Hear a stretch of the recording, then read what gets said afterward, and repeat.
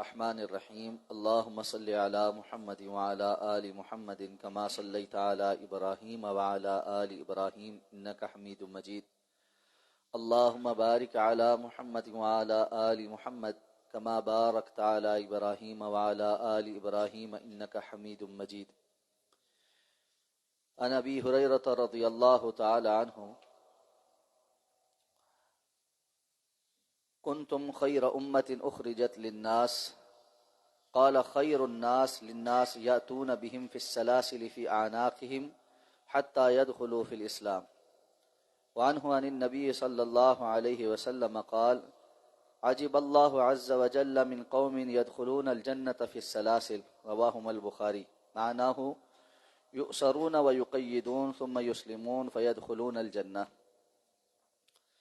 حضرت ابو ہریرہ رضی اللہ تعالیٰ عنہ بیان کرتے ہیں کہ اللہ تعالیٰ نے قرآن مجید میں ارشاد فرمایا ہے کہ کنتم خیر امت اخرجت للناس، تم سب سے بہتر امت ہو جو لوگوں کے لیے نکالی گئی ہے۔ فرماتے ہیں اس کا معنی یہ ہے خیر الناس للناس، سب سے بہتر لوگ جو دوسروں کے لیے سب سے زیادہ خیر والے ہیں۔ یاتون بہم فی السلاسل فی اعناقہم، اس لیے کہ لوگ اپنی گردنوں میں زنجیریں ڈالے ہوئے آتے ہیں، حتی یدخلوا فی الاسلام، یہاں تک کہ امت مسلمہ کی وجہ سے وہ اسلام میں داخل ہو کر ان زنجیروں سے چھٹکارا پا لیتے ہیں۔ حضرت ابو ہریرہ رضی اللہ تعالیٰ عنہ یہ دوسری حدیث کے راوی ہیں، فرماتے جناب نبی کریم صلی اللہ علیہ وسلم نے ارشاد فرمایا اللہ تعالیٰ کو ایسے لوگوں کا معاملہ بڑا پسند آتا ہے کہ جو جنت میں داخل ہوتے ہیں جبکہ وہ زنجیروں میں جکڑے ہوئے اس سے پہلے تھے۔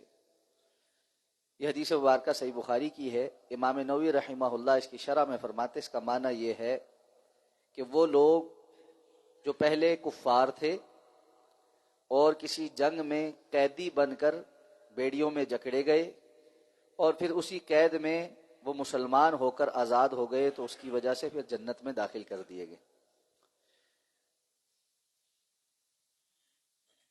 دونوں احادیث یہاں بیان کر کے جو بات بیان سمجھائی گئی ہے وہ یہ ہے کہ لوگ جب تک اسلام سے باہر ہیں وہ انسانوں کے بنائے ہوئے مختلف قسم کے جکڑنوں، بیڑیوں اور بندشوں کا شکار ہیں، گویا کہ وہ لوگوں کے نظام کے غلام ہیں۔ اور اللہ تعالیٰ نے امت مسلمہ کو سب سے بہتر امت بنا کر اس لیے بھیجا ہے تاکہ وہ انسانوں کو لوگوں کی اس غلامی سے نکال کر اللہ کی بندگی کے اندر داخل کر دے۔ حضرت عمر رضی اللہ تعالیٰ عنہ یہی فرمایا کرتے تھے کہ اسلام اسی لیے آیا ہے کہ لوگوں کو بندوں کی غلامی سے نکال کر بندوں کے رب کی غلامی میں داخل کرے۔ تو اسلام کا یہ اہم ترین کام ہے کہ وہ دنیاوی لوگوں کے بنائے ہوئے قوانین، وضع کردہ اصول اور ضابطے اور بندشوں کے مقابلے میں انسان کو رب کائنات کے نظام کا پابند بناتا ہے۔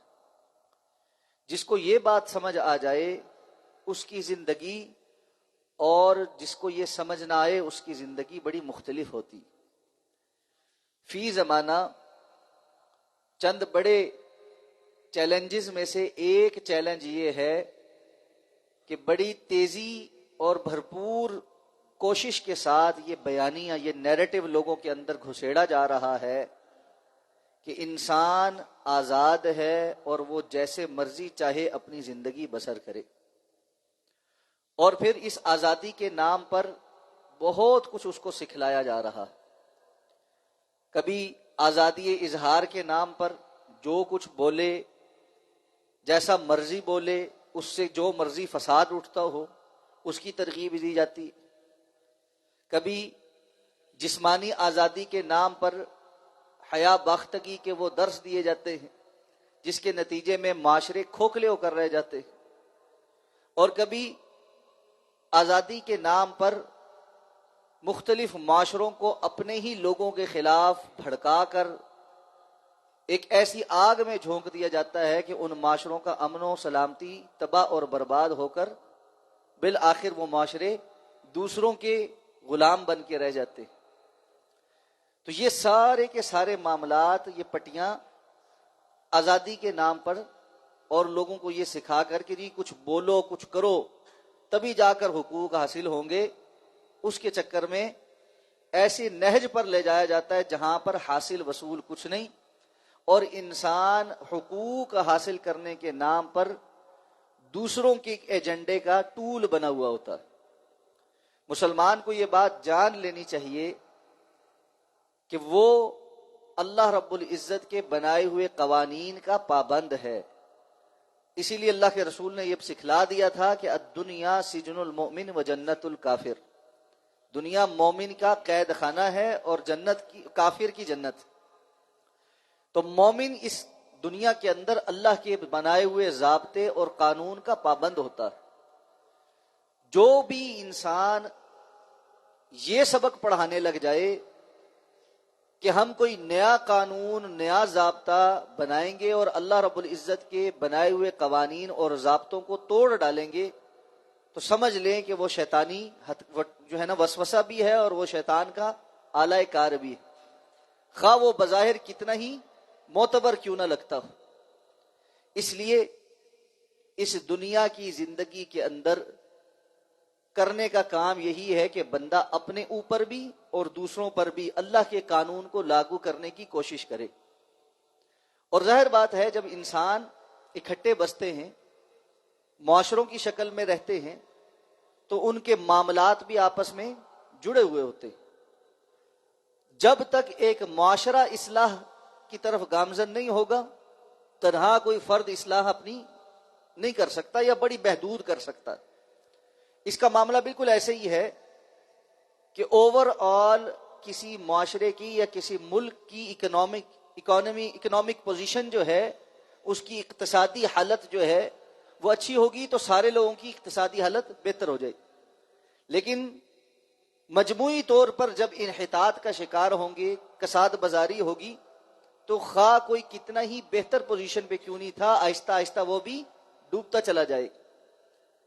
اس لیے اسلام نے اس بات کا حکم دیا ہے کہ بندہ صرف اپنی اصلاح کی جو ہے وہ فکر نہ کرے، بلکہ ارد گرد موجود دیگر لوگوں کی اصلاح کی کوشش بھی کرے، اور اپنے روابط، تعلقات اور دلی دوستیاں ان لوگوں کے ساتھ رکھے جو اصلاح کے اوپر ہیں، خیر کے اوپر ہیں. ظاہر بات ہے یہ خیر جب ہم آگے پھیلائیں گے تو ایسے لوگ نصیب ہوں گے جن کے ساتھ مل کر ہم یہ کمیونٹی ڈیولپ کریں گے. اس لیے اہم ترین کام یہ ہے کہ دین کے اس پیغام کو صرف اپنے تک محدود نہ رکھا جائے. اچھا، جب ہم اس کی بات کرتے ہیں تو اس کا عام طور پر ذہن میں یہ آتا ہے کہ پھر ہمیں کوئی جماعت جوائن کرنی چاہیے، کوئی تبلیغی جماعت میں وقت لگانا چاہیے، کوئی اور اس قسم کا کام کرنا چاہیے. وہ اس کے کچھ ڈائمنشنز ہیں، کچھ زاویے ہو سکتے ہیں، یا اس کوشش کی کچھ مرحلے ہو سکتے ہیں. لیکن اصل بات یہ ہے کہ میں اور آپ جس جگہ پر موجود ہیں، جہاں جہاں ہمارا عمل دخل ہے، ہمارا عمل دخل کہاں ہے؟ ہمارے گھر میں ہے، ہمارے قرابت داری میں ہے، ہمارے پڑوس میں ہے، ہمارے لین دین کے معاملات میں ہے، ہماری تجارت میں ہے، ہمارے بزنس میں ہے، ہمارے آفس وغیرہ میں ہے، جاب پہ ہے. یعنی جہاں جہاں ہم کچھ کام کرتے ہیں، جہاں ہم کسی وجہ سے جاتے ہیں اور لوگوں کے ساتھ انٹریکٹ کرتے ہیں، ان تمام مقامات پر ہم خیر الناس بنے، لوگوں کے لیے بہتر انسان بنے. ان تمام ڈائمنشنز پر ہم لوگوں کو بھلائی کی بات بتائیں بھی اور ان کے ساتھ بھلائی کر کے بھی دکھائیں. اور اس میں سب سے اہم بات یہ ہے کہ بندہ عمل کرنے والا ہو تاکہ دوسرے لوگ اس کے عمل کو دیکھ کر سیکھیں اور پھر اس سے پوچھیں کہ جی یہ کام کیسے ہوتا ہے، آپ نے یہ کیسے سیکھا ہے، اچھے اخلاق کے حامل آپ انسان ہیں، یہ آپ نے کیسے اختیار کر لیا ہے. پھر جب وہ بندہ بات بتلائے گا تو اس کا اثر بھی ہوگا. بندہ بھاشن تو بہت دے، لیکچر تو بڑا دینے والا ہو، لیکن جب دوسرے لوگ دیکھیں کہ عمل کا وقت آتا ہے تو یہ بندہ تو خود کچھ اور ہے، یہ منافرت کا سبب بنتی ہے. یہ اس چیز کے جس کا آپ درس دے رہے ہوتے لوگوں کو بھگا دینے والی بات ہوتی. تو امت کا اس وقت جو حال ہے وہ یہی ہے کہ ہم لوگ خیر کی بات شاید بتا دیتے ہیں لیکن خیر کی بات کرتے نہیں. خیر کی بات کرنے والے بن جائیں، ہم میں سے ہر ایک بن جائے۔ اب ایکسکیوز کیا ہے؟ ایکسکیوز یہ ہے کہ کوئی اور نہیں کرتا، میں کیوں کروں؟ یہ بھی شیطانی وسوسہ۔ جب ساروں نے یہی دیکھنا ہے کہ کوئی اور کرے تو پھر کرنے والا کون ہوگا؟ اگر سارے یہ فیصلہ کریں کہ میں شروع کروں گا، میں نے آغاز کرنا ہے، میں نے خیر کو نہیں چھوڑنا، تو انشاءاللہ مجموعی طور پر خیر آ جائے گی۔ اس لیے فرمایا لوگ جو ہے وہ بڑے بڑی زنجیریں اور توق لے کر آتے ہیں، اور مسلمان اس کو ان زنجیروں سے آزاد کر کے جنت کے اندر داخل کرنے والا بناتا ہے۔ اور ایسے لوگوں پر اللہ کو تعجب ہے کہ زنجیروں میں جکڑے ہوئے آئے لیکن جنتی بن گئے۔ اللہ کے رسول صلی اللہ علیہ وسلم کے پاس کتنے قیدی آئے ہیں جو صرف مسلمانوں کا طرز عمل دیکھ کر اور بھلائی دیکھ کر بعد میں مسلمان ہو گئے۔ آپ صلی اللہ علیہ وسلم مسجد نبوی میں ان کو رکھتے تھے، اور بہت مرتبہ ایسا ہوتا تھا کہ یہ نہیں کہ وہ آزاد پھر رہے ہیں، ستونوں کے ساتھ بندھے ہوئے بھی ہیں، جکڑے ہوئے بھی ہیں، لیکن مسلمانوں کی جو معاشرت تھی، جو ان کا مسجد میں آنا، ایک تعلق، اخلاق، کردار، اٹھنا بیٹھنا، اس کی جو روحانیت تھی وہ ان کو نظر آتی تھی۔ اور نتیجہ یہ ہوا کہ جب رسی کھول دی گئی کہ سمامہ جاؤ، ٹھیک ہے آج تم آزاد ہو، تو وہ جا کر واپس آ رہا ہے کہ نہیں اللہ کے رسول میں نے اب جانا نہیں، میں نے آپ کے پاس ہی رہنا۔ تو یہ ہے کہ کوئی بندہ مسلمانوں کے معاشرے میں آئے تو وہاں سے خیر لے کر جائے۔ یہ جو غلامی کے، انسانی غلامی کے توق ہیں، ان کو اتار کر اللہ رب العزت کی بندگی لے کر جائے۔ اللہ ہمیں ایسا بننے کی توفیق عطا فرما دے۔ سبحانک اللہم و بحمدک، نشہد ان لا الہ الا انت، نستغفرک و نتوب الیک۔